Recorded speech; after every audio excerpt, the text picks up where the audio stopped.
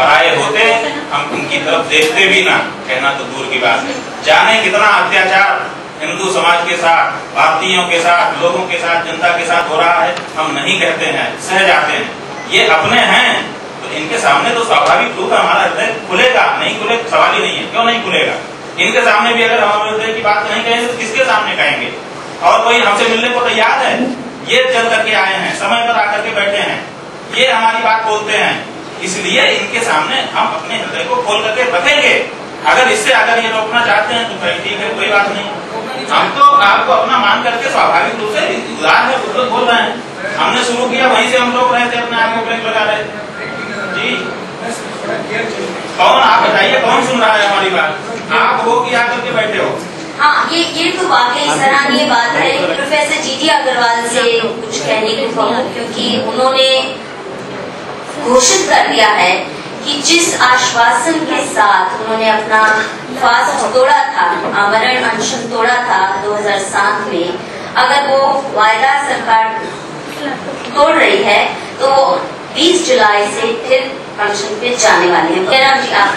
स्वामी जी और साथियों, पहले तो मैं कहना चाहता हूँ कि मैं स्वामी जी से नाराज नहीं, मैं स्वामी जी को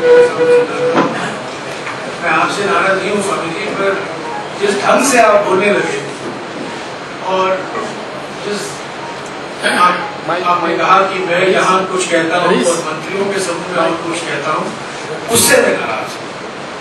जो मैं यहाँ कहता हूँ वही मैं मंत्रियों के सामने कहता हूँ। पर अफसोस की बात है कि जब ये मंत्रियों का ग्रुप बना था, इसमें 3 सदस्य, वहाँ मैंने जो कुछ आपकी जो भावनाएं हैं, आपका जो राय है, आप जो कई महीनों से लेकर आ रहे हैं, सब उनके सामने रखा, लिखित में भी रखा और मैंने कहा भी उनसे। ये हमारी एक बैठक नहीं हुई, 2 बैठकें औपचारिक तौर से, अनौपचारिक तौर से तो 3-4 बैठकें हुई।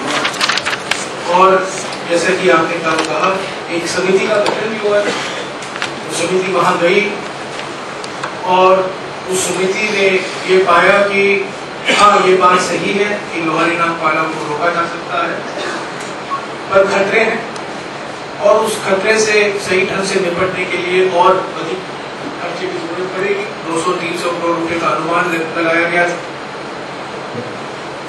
परंतु उस समिति ने स्पष्ट रूप में नहीं कहा कि इस प्रोजेक्ट को आगे नहीं चलाया जाए या उसको बंद किया। उसने स्पष्ट रूप से नहीं कहा और ये समिति की रिपोर्ट हमारे वेबसाइट पर है, सब कई लोग देख चुके हैं।